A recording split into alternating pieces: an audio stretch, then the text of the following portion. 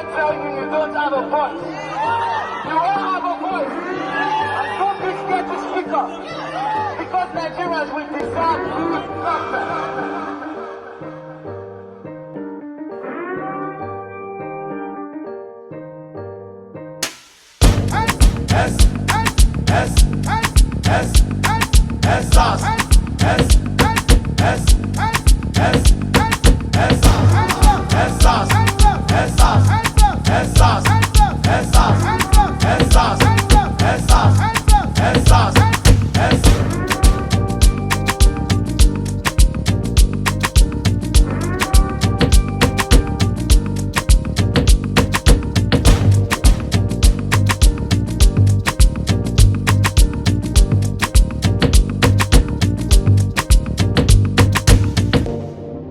It's been 5 days straight of an ending protest by the Nigerian youth with just one message, and the message is to end SARS.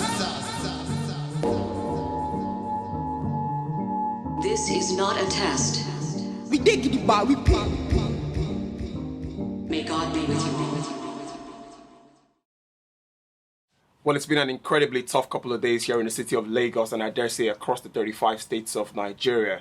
And the message couldn't have been any clearer and louder, and with one voice was saying end SARS. Well, it's a delight to have you join us on an incredible edition of Kicking It with Nairabet. We've got an interesting cast and crew and guest, of course, on the show today, El Crucifixo. It's so good to have you, because I've been looking forward to sitting with you for quite some time. It hasn't quite happened until this period, but it's certainly good to have you here.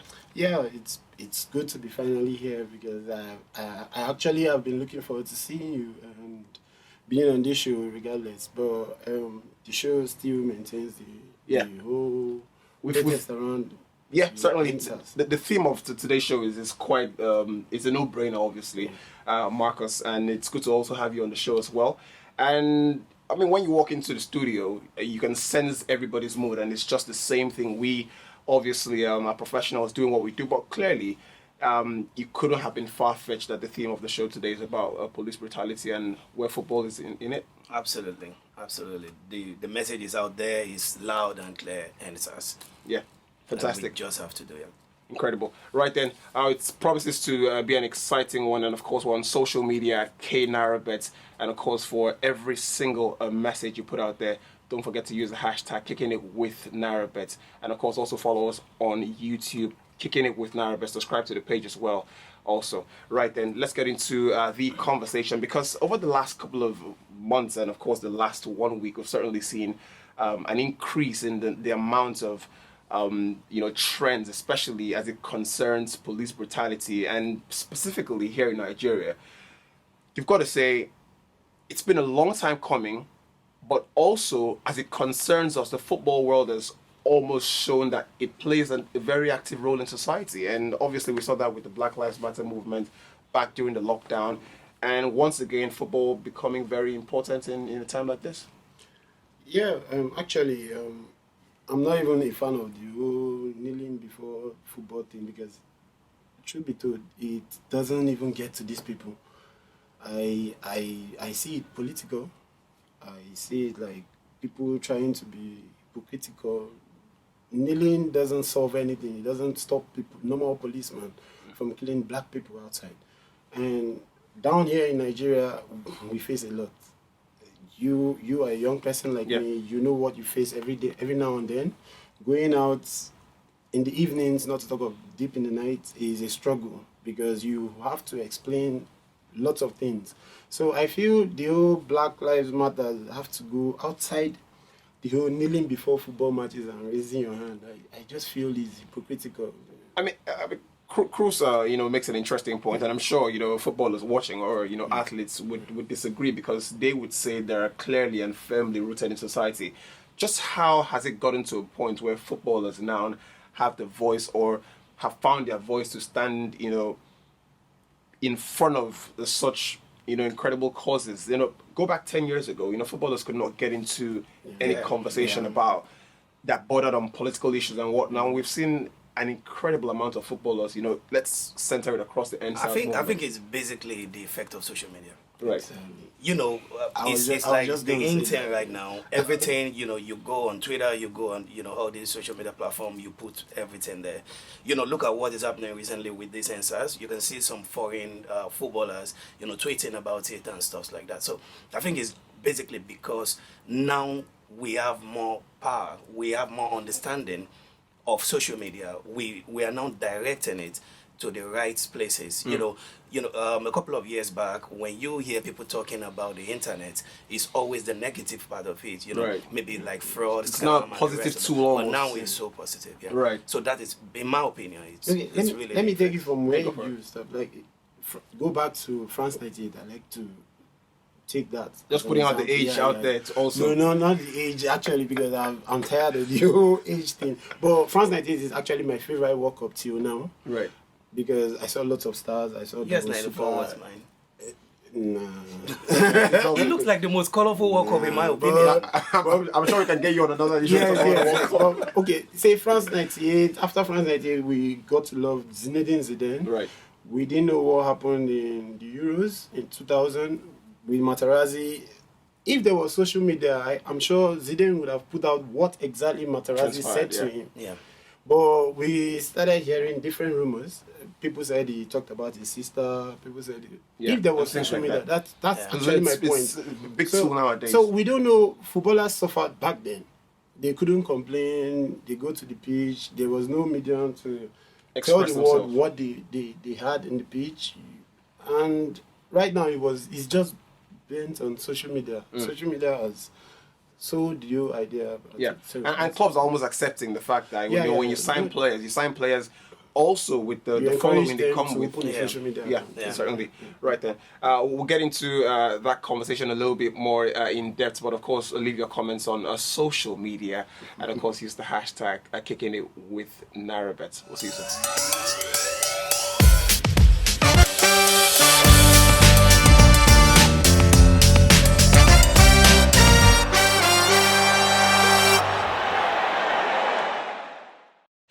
Welcome back to Kicking It with Nairabet, and of course your comments are very much welcome. Also on YouTube, please subscribe to the page Kicking It with Nairabet. I'm still with El Crucifixo here and Marcus, who incredibly... Are you a Man United fan though?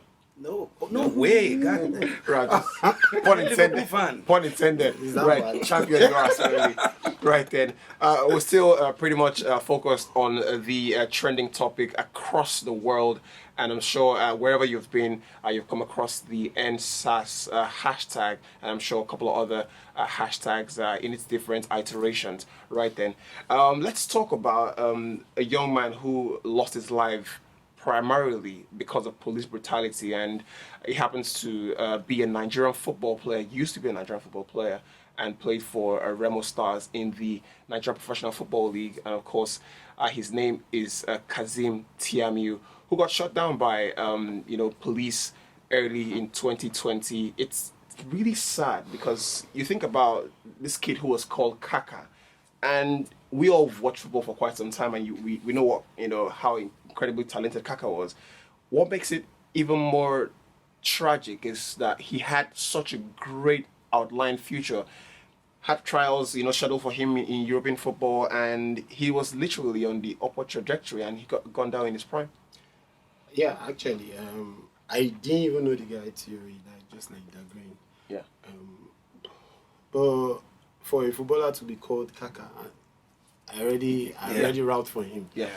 So being gone down by SARS, I don't even know what he must have done to them, but it all boils down to the same police brutality we are talking about in Nigeria. You meet a footballer because probably he kept a different hairstyle, probably he sprayed his hair, probably he has a tattoo. Yeah. You shoot him because he's not obliging to you, seeing his personal devices. Yeah. So, I mean, it's sad, it's horrible, and it's even sad that I had to know about him because he was killed by this same man. No, when he actually became a superstar. I didn't even know. Yeah. I mean, you think about what Cruz said, and it hurts you more because this is the one that we know about, right? Absolutely. You know, if you extrapolate that across, you know, this stratosphere of, you know, Nigerian footballers, and typical Nigerian footballer, you know, has a dreadlock, and this is not a Nigerian footballer thing, you know, it's you know, genetic, where naturally, you know, like that. And to think that that profiling can get you, can be the difference between you, you know, arriving at home or in training, regardless of where you're going to, and you being alive, you know, it's quite sad. And one of the big slogans that have been used a lot in this NSARS, you know, hashtags has been, you know, the iPhone is not a gun. You know, how has it come to the sense that the point where, you know, a device is seen as a weapon or something? I mean, just as you have rightfully said, profiling. Like, I've been a victim because I have tattoos on. You know, the way I was harassed in Port Harcourt, it was ridiculous. I was just very fortunate. You understand? Now we're talking about prospects. These guys, probably this guy is going to be the next Kaka. You know, because, I mean, for him to be, I mean, called Kaka, it simply means he has, you know, so many things. I mean, that like he plays like him, you know. So just as you said too, I don't know him until when he was killed, and that is even sad enough. I mean, how do people wrap their head around it? I still can't understand it. Like, because you have a gun and this guy has a different kind of hairstyle or tattoos or, you know, herring or beard, then you think he's a criminal. It's ridiculous. It's actually ridiculous. It's ridiculous. It's also pretty sad that it's on an edition like this, we've got to also mention a kid who was gone down also in his, you know, prime, I would say, Jimo Isiaka, who was gone down in Ogbomoso by police as a result of police brutality, basically. And it's one of the things that has, you know, stoked the fire across the country pretty much. And when you think about it, in the last 1 week, you know, Jimo Isiaka, and like we rightly mentioned with, you know, Kazeem Tiamiyu, just one of the, you know, the few who are lucky to have their untimely deaths, you know, being highlighted. But across the country, this is something, if you had a chance to meet at least 1 in 10 young persons or young people, they'll probably tell you that this happens every other day. To be honest, the Jimo Isiaka, should I say fortunate to be unfortunate, his death happened in an era or a period where the whole NSAS thing was on hit. There are lots of young Nigerians being gunned down for doing nothing. For doing nothing. I saw there was a picture trending on Twitter of Jimo Isiaka standing just before the gunshot. Yeah. And then there was a video of his father crying. I couldn't sleep that night. Like, I tried to place myself, I always try to place myself in shoes of people that have experienced things. Yeah. And I couldn't even just fathom how the father could relate with it. He probably didn't even know his son went out that day to protest. But just because he was there and he was shot dead. Yeah. So it's sad. It's a terrible thing. And we don't know. Yeah. We just don't know. It's quite saddening, I must say, because I struggled to get out of bed the next day for quite some time. Right. So on that note, on Kicking It with Nairabet, we pay our respects to every single one that has lost their lives as a result of police brutality, but using Jimo Isiaka.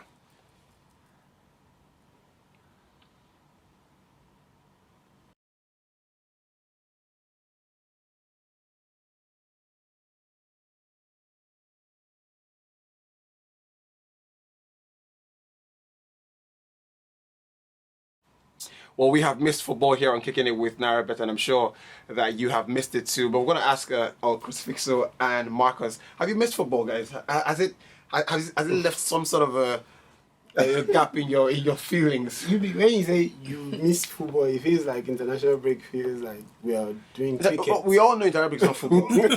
we agree. Well, I enjoy agree. Germany, Switzerland though. It makes it worse when Nigeria don't play well.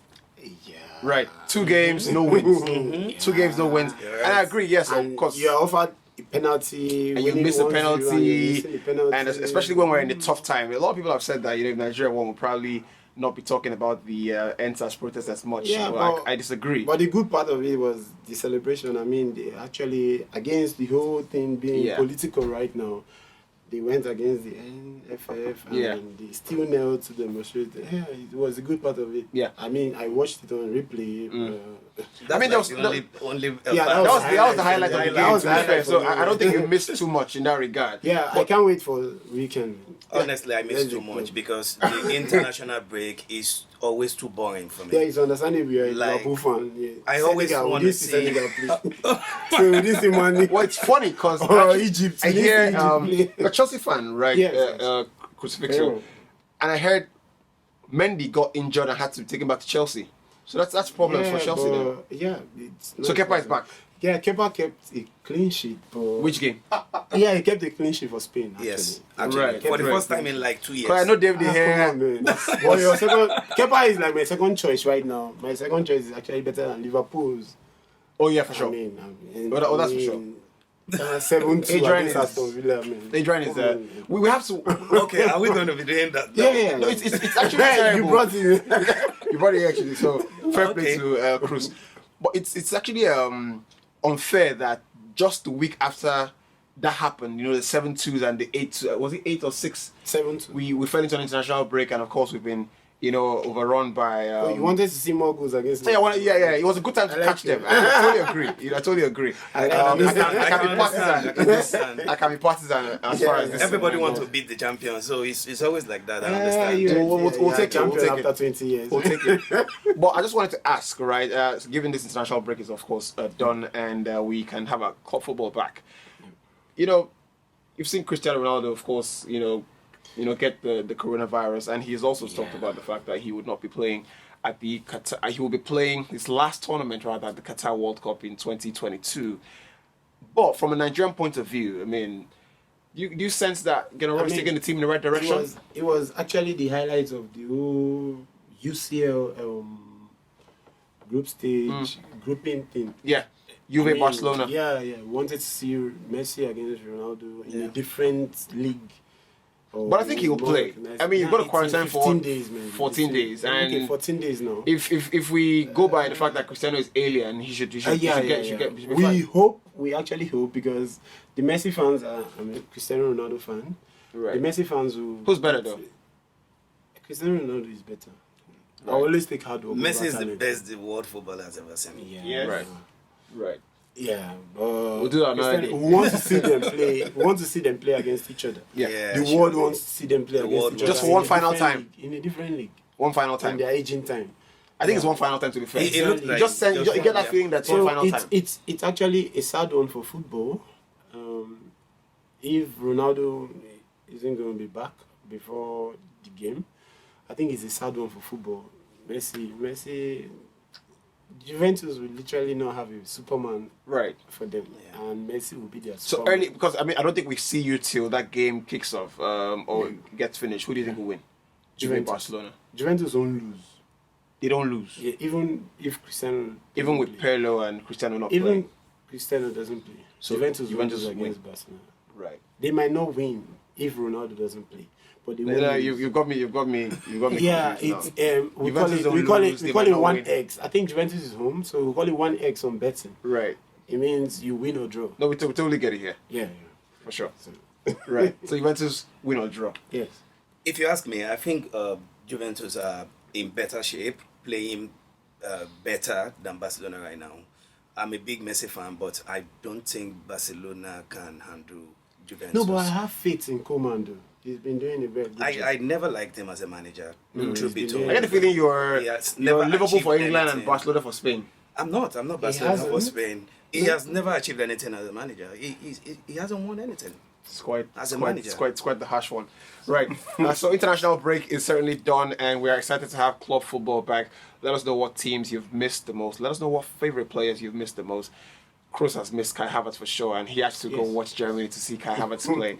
I'm certainly looking forward to it. And of course, use the hashtag Kicking It with Nairabet for all your comments on this show.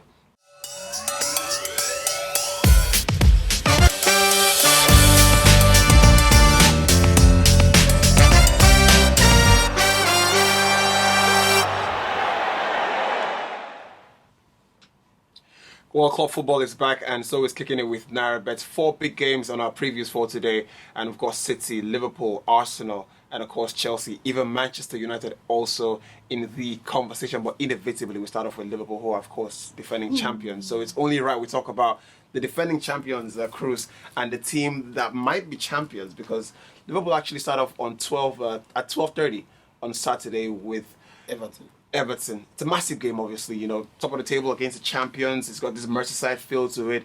Carlo Ancelotti, Jurgen Klopp, you know, James Rodriguez, Mo Salah. It all looks like a really good opening fixture for post-international break, huh? I mean, we were almost rounding up the show, but we just have to touch on it.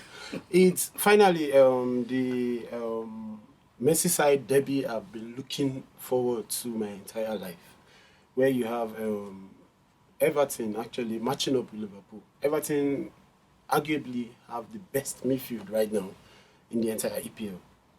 I mean, those two monsters, Ellen and Decore, they make it easy for James Rodriguez to just move around. He feels like a referee. He strolls around the field, gets the ball, does his magic and everything. I mean, Liverpool can't actually match that midfield right now. I mean, I don't know if Mane is back from being a COVID-19 victim. He's back. Yeah, okay, he's back. Okay. Mane is actually the person I dread most in Liverpool team, not even Salah. But Liverpool coming back from a 7-2 loss. Coming right? back, you can't take that out of the equation. Coming back, no, not just a 7-2. Coming back from a Watkins hat-trick. I didn't even know the name. Well, that was good for FPL actually. I didn't even know the name Watkins to. Do you have Watkins in your FPL?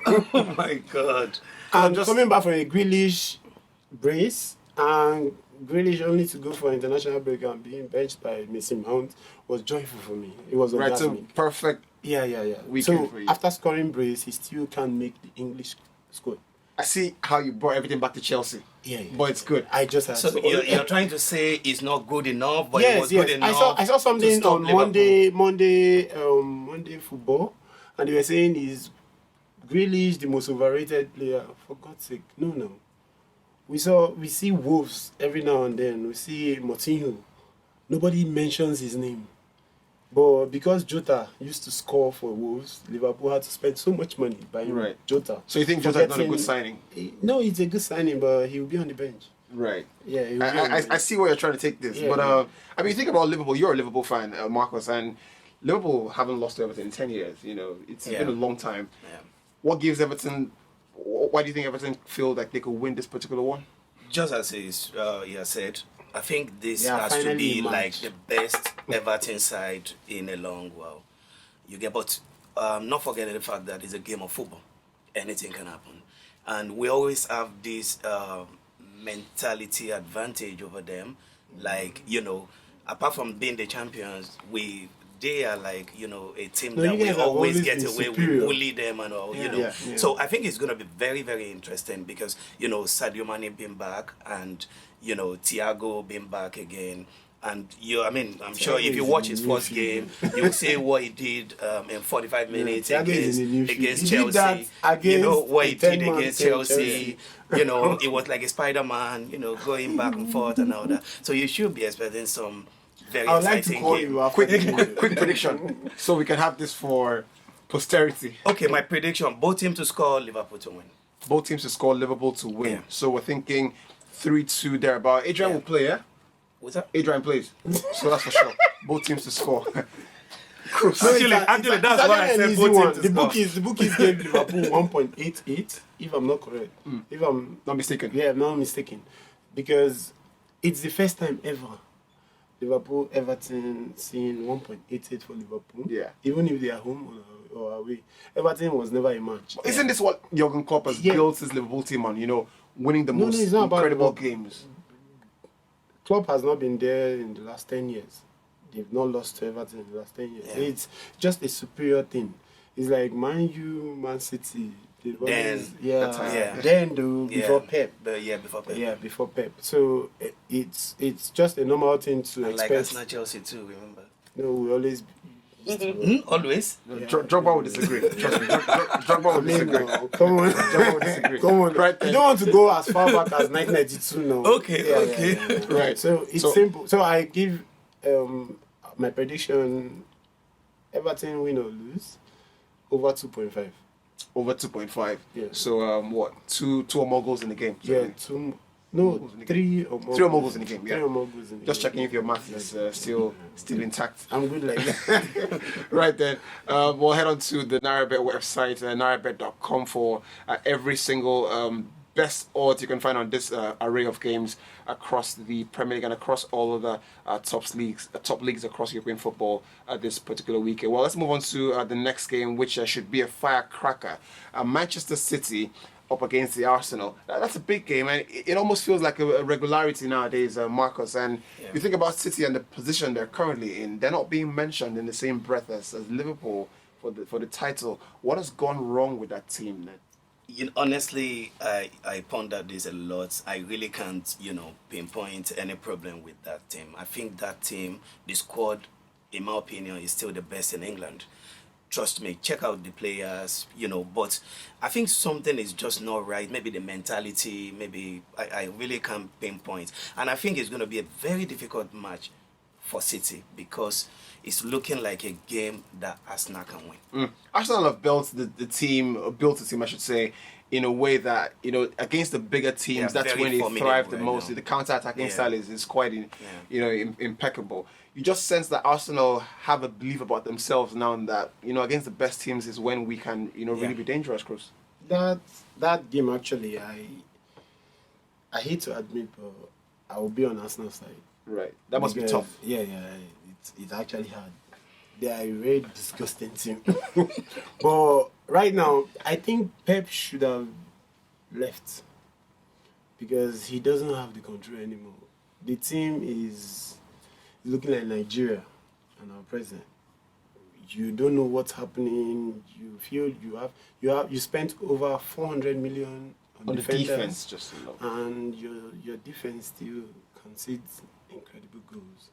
It's just weird. And Arteta, maybe I underrated him because I always saw him as another study under Pep. Yeah. And he's been doing amazing, I have to admit. So I'll give it to Arsenal. So a lot of goals in the game or not? A lot of goals in the game? Yeah. You've done same prediction, Arsenal. Over 2.5? Yeah, over 2.5 definitely. There are lots of good. Aubameyang anytime goal scorer. Is that a possibility? Yeah, Aubameyang must a very, very high possibility. That guy can net any team, any he time, must score. any day. Is he the best striker in the Premier League, Aubameyang? At the moment. I think so. Better than Harry Kane? I hate to admit. No, Harry Kane is not up to Aubameyang. Aubameyang is a force. Right. You have to be mentioning Aubameyang alongside Aguero, not Harry Kane. Yes. No Harry Kane. No. Not Harry Kane. It's incredible. No. You don't have many Tottenham fans in this side. But that's a big game to look forward to. Let's pick up the pace now and get on to another game which should promise a lot of interesting outcomes. And it's, of course, your favorite team, Chelsea, who are up against Southampton. Southampton haven't started the season particularly well, but they've got an informed Danny Ings who you quite know about his prowess in front of goal. Yeah. That is a problem for Chelsea. I'm not quite sure if Mendy will be fit for that particular game, because if he's not, then you all of a sudden had 1 week respite and you bring Kepa back in goal. Funny enough, in as much as I hated Kepa, or I still hate him, I don't think the goalkeeping is the issue with Chelsea right now. I think the defense was the issue, and I see we needed a leader in the person of Thiago Silva. And if he's fit, I am not worried about Mendy being fit. So give me a favorite backline for Chelsea. No, favorite backline. Who would you number one picks on the team? It's back four. Chilwell, Thiago Silva, Zuma, Aspilicueta. Right, over Reece James. In the second half, Reece James will come in. Okay, great. So Chelsea wins that game. Yeah, straight win. Anything less than win, Frank Lampard out to be trending. Yeah. And Kai Havertz probably scores. Nah, he won't score. He'll be a very important person in the game. Yeah. Very important. Right, let's do the I last like game. the fact that you are very, very positive about this. No, I'm actually factual. Yeah. I had to save the last game for you, of course, Manchester United versus Newcastle. Or rather, Newcastle versus Manchester United at St. James's Park. United don't look the team that was promised at the end of last season, and clearly the the local transfer window closes in a couple of days, and you get the sense that they're not going to bring anybody at this point in time. But Newcastle have shown that they can also beat the big teams at critical times. What do you think happens in that game? Okay, so if you go back, if you check the stats of these two teams, you will know that Man United always struggle against Castle. You know, over the years, you know, they've always Especially struggled. at St. James Park. Or especially at St. James Park. So I see a match where Castle and of course United are not doing very well. You know, so I think it's a straight win for Newcastle. Straight win for Newcastle. Yeah. Wow. That's a really bold call. Yeah. That's a really bold call. My prediction actually was both teams to score, Castle to win. Yeah. Both teams score, Castle to win. Yeah. I see you both are very fast with the odds and the tips and everything as far as betting goes. But of course, all those betting tips and odds are exclusive to the website nairabet.com. Go out there for all the best odds, not just in the Premier League, but across all the other top leagues in European football. Gentlemen, we come to the end of the show. It's been a pleasure to have both of you. I really enjoyed having this conversation with you. But as we leave the studio, you know, for one reason or the other, you just sense that there's never been a point where, you know, young people have been as united in one voice to want something so bad, and you just get the sense that we might just get it, no? Yeah, actually, for the first time, my mom is not calling me to stay out of the protest. She's saying, stay safe, but please be in the protest. It sent a lot of signals to my spine. Like, she's not calling out to stay, protect yourself. Nigeria is dangerous. He's saying, okay, be in the crowd. Let's just push this and see if we can attain this for your future generation. So, I mean, the whole NSAS campaign gives me a lot of joy. It tells every youth out there that you can achieve anything. Yeah. You can actually ask for a better government. And, I mean, it's a thing to live for. At least now we know. Now we know we have a voice. Yeah. We actually didn't know before, but now we know. We are not going to We stop. knew, we weren't setting. We're just setting out. We're definitely not stopping on the answers alone. We are Definitely. going to ask questions now. I'm going to ask questions. Yeah. Well, it's going to be an interesting couple of weeks, I must say. And I'm sure wherever you've been across the 36 states of this federation, you have been keeping a keen eye on everything happening around you. And for sure, we have also been keeping an eye on things. And every single person, cast and crew, have been very involved and very concerned for not just our safeties, but everybody's safety out there. And we're asking with one voice that SARS must end. We'll see you soon.